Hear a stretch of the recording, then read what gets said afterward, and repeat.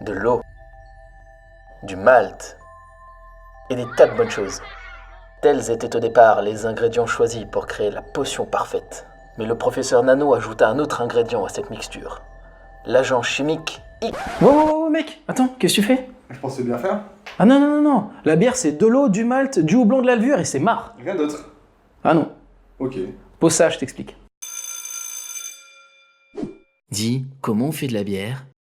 Ok les gars, dans l'épisode précédent, on a vu comment on fabriquait du malt, et maintenant je vais vous expliquer comment on brasse de la bière avec. Le brasseur reçoit directement la céréale sous forme de malt, mais on ne peut pas l'utiliser telle qu'elle.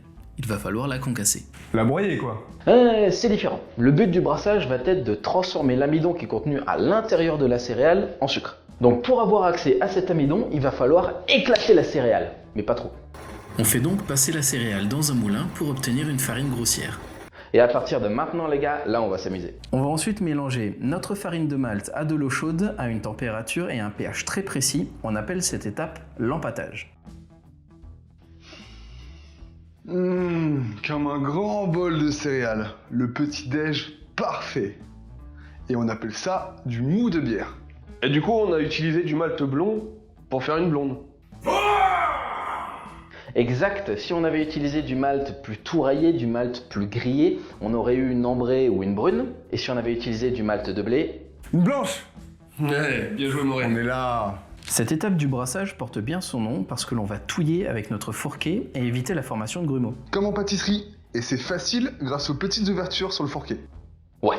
Ok les gars, accrochez-vous bien, là on va parler technique. Lors de cette étape du brassage, on va solubiliser l'amidon, qui va donc passer en phase liquide. Et on a besoin d'une température et d'un pH très précis pour que les enzymes qui sont déjà présentes dans la céréale se mettent à bosser. Ah, les fameuses enzymes. Ouais, moi c'est le pH qui me perturbe. Ça désigne tout simplement l'acidité, ça veut dire potentiel hydrogène.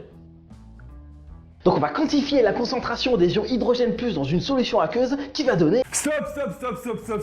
Utilise des mots simples. Donc nos petites enzymes vont découper l'amidon pour en faire des sucres. On a tout d'abord l'amylase alpha, qui aime bosser à 72 degrés, et qui va créer des dextrines et des maltodextrines. Ouais. On va appeler ça des gros sucres. Ouais, c'est mieux.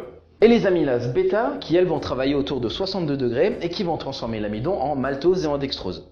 On va appeler ça les petits sucres. Et c'est quoi la différence? On va se projeter un petit peu dans le processus. Après le brassage, il y a la fermentation. Donc des petits champignons, que l'on appelle des levures, vont grossièrement manger le sucre que l'on est en train de produire avec le brassage pour donner de l'alcool. Et les levures vont se nourrir seulement des petits sucres. Et pas les gros sucres? Non, c'est trop gros. C'est ce qu'elle a dit hier soir. Ferme. Aïe.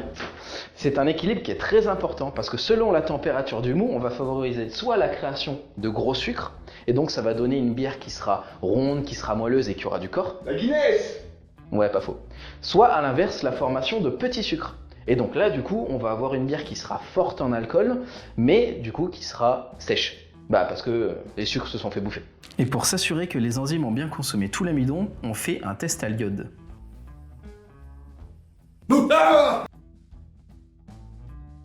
Ouais les gars, on est bon. Yeah. Attendez, c'est pas fini. Il faut maintenant filtrer le mou afin de séparer le liquide sucré du reste des céréales et on va également rincer ces drèches avec de l'eau à 78 degrés afin d'extraire vraiment tout le sucre qui serait resté sur les écorces. Les drèches. Oui, on a transformé l'amidon du malt, mais il reste encore l'écorce de la céréale que l'on appelle la drèche. Une fois la filtration terminée, on porte notre mou à ébullition pendant 1 heure. Et c'est à ce moment-là que l'on ajoute le houblon. Et du coup, c'est ça du houblon? À la base, le houblon est une fleur. Mais pour une meilleure diffusion et un transport plus facile, on va la broyer et on va la compacter sous forme de pellets. Donc c'est le houblon qui apporte l'amertume. Oui, mais aussi des arômes, selon le moment où on va mettre le houblon dans le processus. Le houblon contient ce qu'on appelle des acides alpha. Et ces acides alpha s'isomérisent lorsqu'ils sont portés à 100 degrés pendant près d'1 heure. Et c'est ça qui va nous donner l'amertume. Non mais il est sérieux là?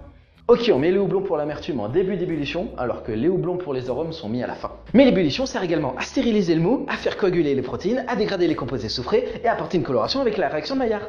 Ouais, je me casse. Bah quoi? On crée ensuite un siphon qui, avec la force centrifuge, va concentrer au milieu de la cuve les restes de malt, de houblon et de protéines. On appelle cette technique le whirlpool. Et on refroidit le tout avec un système qui utilise de l'eau froide. Oh le truc tout pété. Pourquoi t'as jamais vu MacGyver? Une fois à 25 degrés, on verse le mou de bière dans un fermenteur et on ajoute la levure. Et pourquoi tu verses tout doucement? Ah ça, c'est pour oxygéner le mou, pour que les levures se développent pendant la fermentation, mais on verra ça dans le prochain épisode. Et retrouvez la suite de la vidéo dans la catégorie scientifique érotique sur le site You.